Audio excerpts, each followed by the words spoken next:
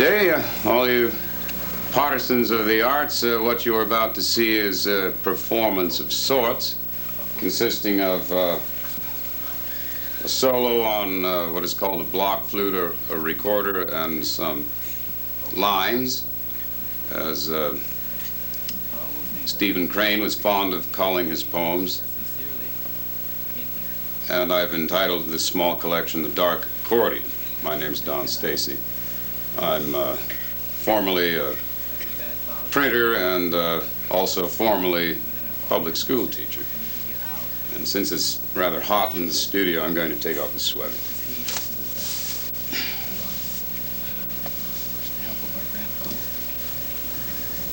This is an alto.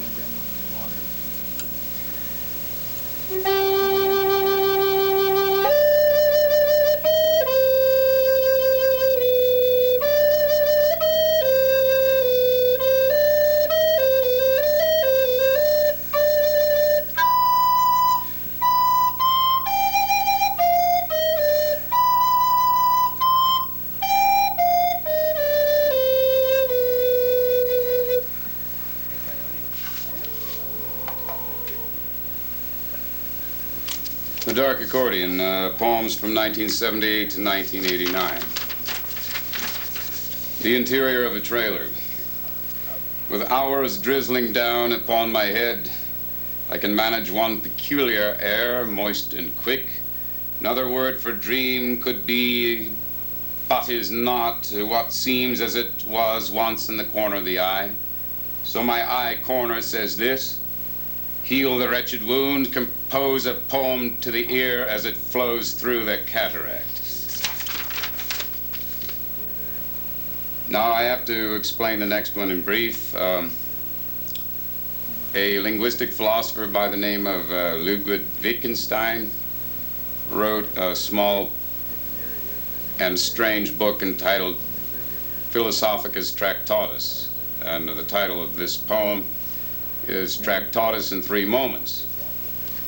A ladder with rungs of vapid ideas, stilts of licorice, the wobble of tadpoles, with streaks of murky light through the brooding pond, becomes a flimsy baton.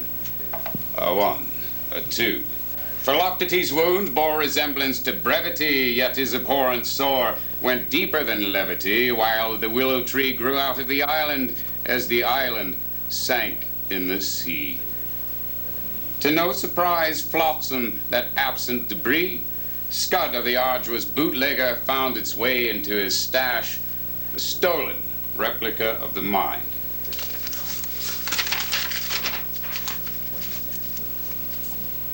Desideratum. The boy said he used to practice walking in blindness. He heard a sound at a sidewalk's crack and followed, a few paces from his home, the incinerated garden. He dared not read the ethic of his baleful march. There was plenty construction going on. He wanted to flood creeks with logs, build a dam of planks and rocks. Mud was in his heart, wet with a solitary tear. His meager husbandry, the eternal pause, was an old and remorseful knowledge. Oh, to destroy that sluice gate, the farmer vowed. His diesel would take the boy's heart, plow a scholar's woes, a scholar's lamentation.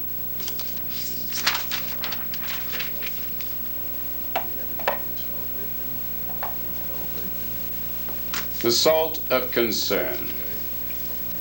I walked through the casino, past the roulette and Ferris wheels, similar way stations. You understand I say this with reservation. Such projected images are the wino's distorted view. I walked through a bank in Seattle, beautiful tellers, vistas of the superlative, gown flowing in purple and gold, speculative, through the radioactive pasture of cattle, the wooden pew. I walked through the mountains of water, gushing with unmeasured force, over the face of the rock-studded abyss, where the seductive cycle of nature ends in a falter accorded by few.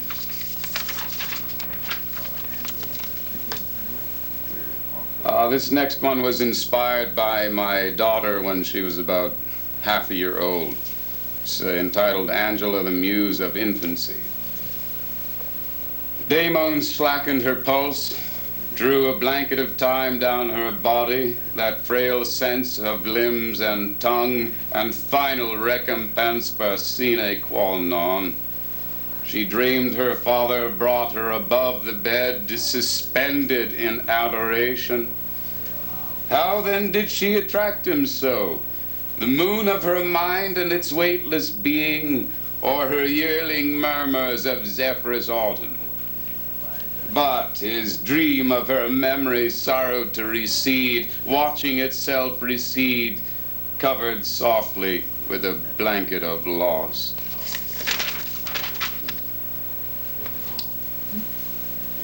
After reading Rothke, and I apologize if I mispronounced his name. What is momentary pain, he asked. Bodily pain, I said, like the stubbed toe. That can be, he said, doubtlessly masked. I watched him go away, a fierce limp beneath his eyes made him quite serene. As my blood and brow conspired to crimp, I peered at his stark, diminishing patch of shadow and erratic light, disappearance now a quickening. Memory named a disturbing sight, forgetting what it named, and called up song to soothe the diachronic blight. Death stole from dissipation, walked through the village of deformity, past sunken sentries in somnolent review. Across the river, moonlight fell in pale, rippling disquietude, and I dreamed of being overcome by caution.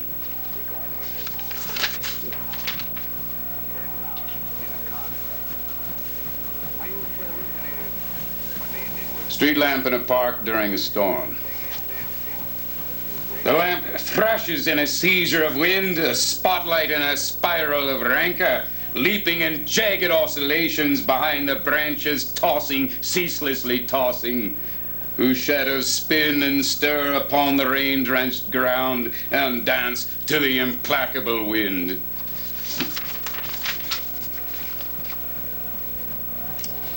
Now, I confess on this next one, I took the image of the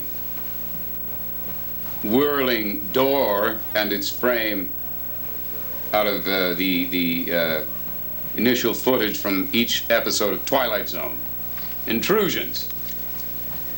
The children of intrusion are gone, the clock's measured presence done. But glass walls roll and quake, the littered brown ground begins to break. Rest and disturbance flip skyward like a hard-hurled sheet of plywood, caught upward by some peculiar gravity, an angular door to a mid-air cavity where sparrows alight for close inspection, this hallway of mist, its distant connection. Wolverine appears upon the threshold, and the static incursive birds explode. Bodiless brown feathers swirling, a pagan garment now unfurling, floating over the cat's bristling mane, this being frail Linnaeus could not contain. In lofty repose it lingers there, an alien specimen without a care, while leagues below we all grow weary from entanglements of love and chancery. Ah, to be there in its place and ignore the serenity of space.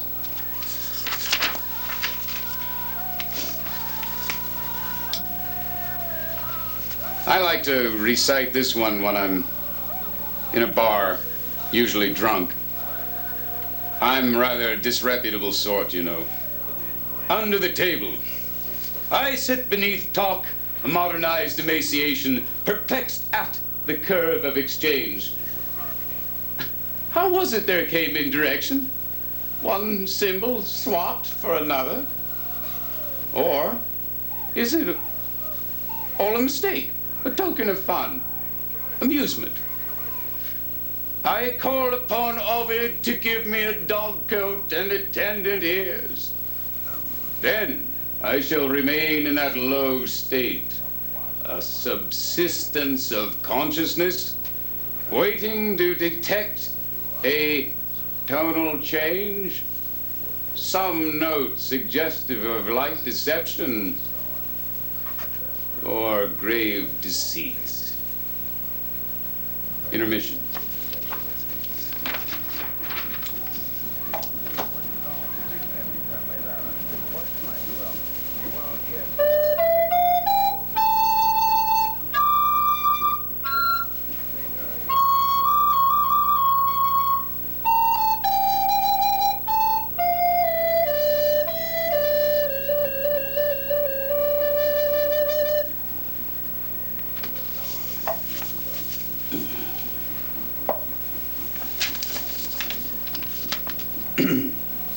From an evening of commonplace entertainment, he held out a clatter of thought. She sculpted hers with gestures of intricate grace, familiar and unfathomable forms. Nothing then was more beautiful than her delicate effronteries, at which he gandered for a time. He droned on in princely intonations, while she sung harmonies as lucid as silvered thread.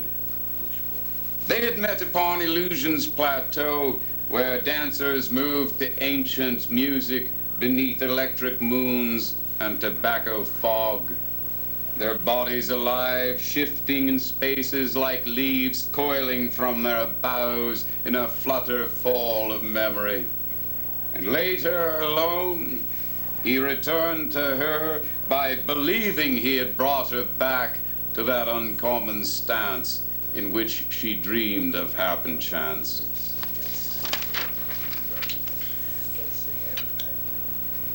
Now, I must confess this next poem is a bit of a mystery. I invite you to try to interpret it and figure it out. It's titled Assassination at a Reception. Green velvet drapery pulled to the side, a single stained glass section lower down, one out of a dozen transparent frames. Outside, sculptured shrubbery, stone benches. An unobtrusive fountain dissolves gracefully a distant conversant whisper. The ostentatious room thickens with air blended of tobacco, sweat, and cologne. Commerce and art exchange suggestive looks. Splintered glass erupts around a small hole. A hand, light without rings, releases the drape. It floats downward to a vertical rest. Onlookers encircle the pale recumbent victim, each in their turn position a colored shard near the spreading corona of hair.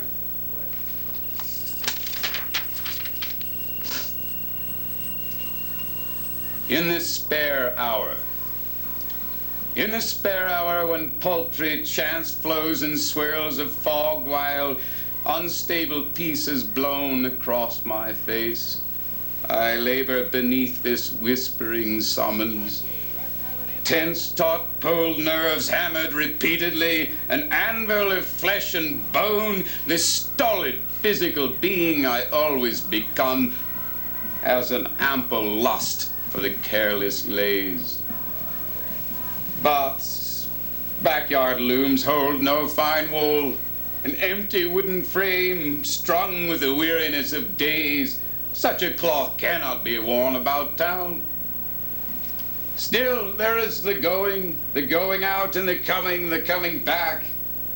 And not by soft habit or slow stealth shall such a followed glance proceed, much more than a stone's throw. Bronze Age chant. Let my copper and tin melt, blend as the loud fire sparks, spiraling into the night's black mist. On the ground nearby awaits my soul's visible tomb. Further on, a stream to cool its hot birth. Yonder greybeard gawks at the dim heavens. His neck shone well for a stroke of bloody death.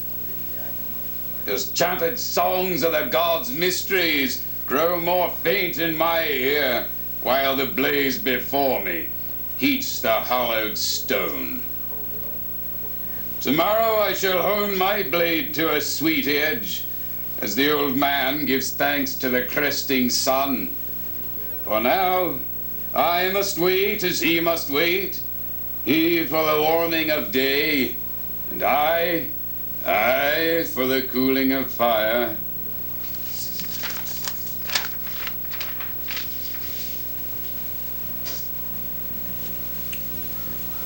The silent narrows.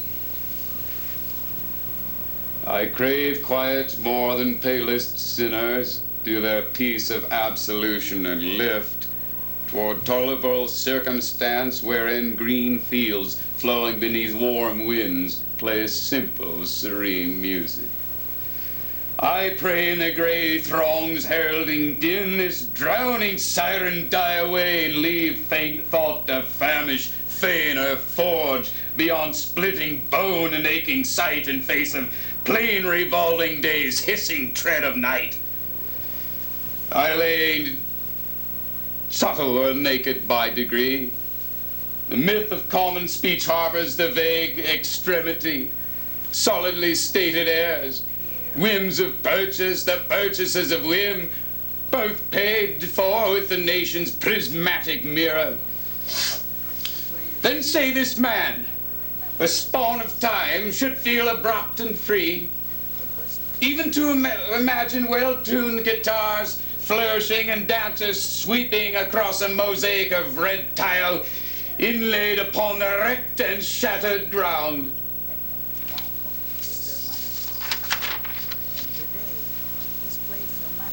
Glass of water at 4 in the morning. Like a Hampson character, swilling water after debauchery, I lift this simple fluid to my lips that have kissed such unexpected bitterness. I know the penalty for reckless sentiment, youth hurling itself with such noble defiance into a bog of common regrets and obscure dismay at ill-chosen moments when paralysis could not have been foreseen. But then I'm not a chair-bound fidgeter who drools goblets of utterance in crazed persistence. Nor am I a sturdy stalker through fortune's cave or the fabled pleasure in a woman's loins. No, I concede to an ellipsis of being, during which the world freely spins its plethora of population toward an aging disaster, after which one could suppose insects shall inherit the earth's remains. Yet that's entirely too science fictional. Those who brood over the uncontrollable produce such squeamish visions. The rest is merely hearsay.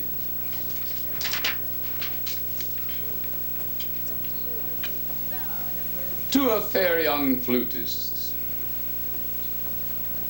The setting for this poem is in a classroom, by the way. Your music charms me, but this you know. Indeed, a man intent on books is still vulnerable to a woman's pleasing looks. But I must not be obvious. Learn to aim my glance with more finesse. There, I've caught you unaware, sketching dated notes into your chair. The boy between us is quite intent upon whatever you may or may not have meant. You phoned me twice a short time back, though both times I'd left my home in lack of just enough ideas to put an end to all my quandaries, which lull this space into such woeful countenance, proving itself to be the first and final hindrance. I listen now to music centuries old, whose tapestries of vital sound unfold, while I fancy it flowing from your silver instrument.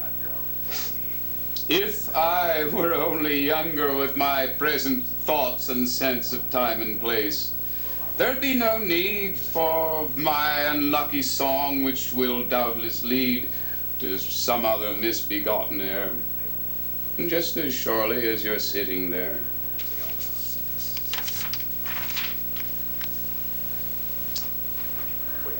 To the cat on the windowsill, seen while walking home in the evening.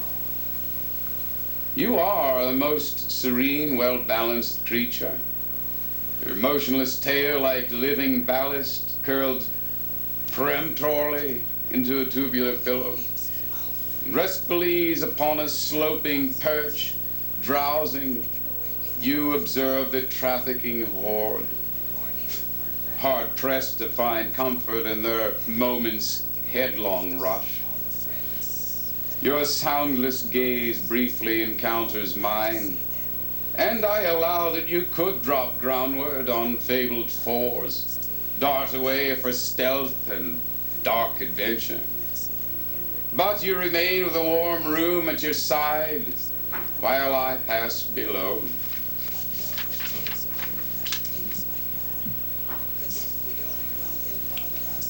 The next poem took me 2 years to put it into a shape that I was satisfied with. It's titled With Sleep's Edge All Around Me. Arbitrary and abrupt, an uprising of fading summer blows surging into my room. I awake wondering what it can be, what this spinning air can possibly mean. The wind encoils me in its momentary music, fastens me to its moiling form, an almost tangible second, then it lifts, disappears. How much we do not know of that infinity we shall never see, but only guess at. Still we strive to resolve the pattern of all magnitudes from that inexplicable chill following a vague thought to the most simple and elegant scheme of universal motion. Our greatest gift is ambiguity of being. Man is not some stump whose rings reveal the wealth or dearth of his years, of his ages upon which he scatters questions like seeds. Nor is he some diminished fragment hurled into life by the brute force of nature, but a continuous, yes, upsurge of worth and design driven through time beyond sorrow. And the last one, a warrant eluded. Let my reason find its burrow and sleep there till tomorrow. For too much thought has made me pale. Me wife did phone to weep and wail. I admit to pleasant sins I shall not relinquish. Duty, despair, once too difficult to distinguish. Now at night I doze, smile across my lips, knowing my ear is well beyond her churlish quips. Married life can be a nasty business when two spouses, locked in bitterness, endeavor with all their druthers first to cheapen, then liquidate the other.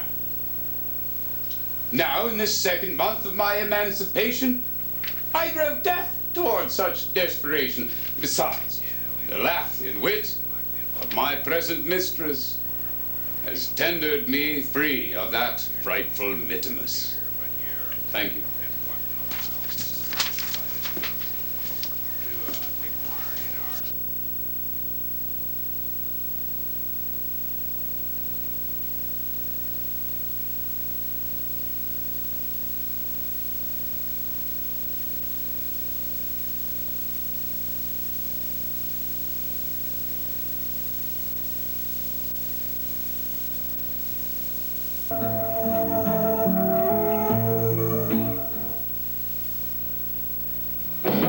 Wake up all the teachers, time to teach a new way.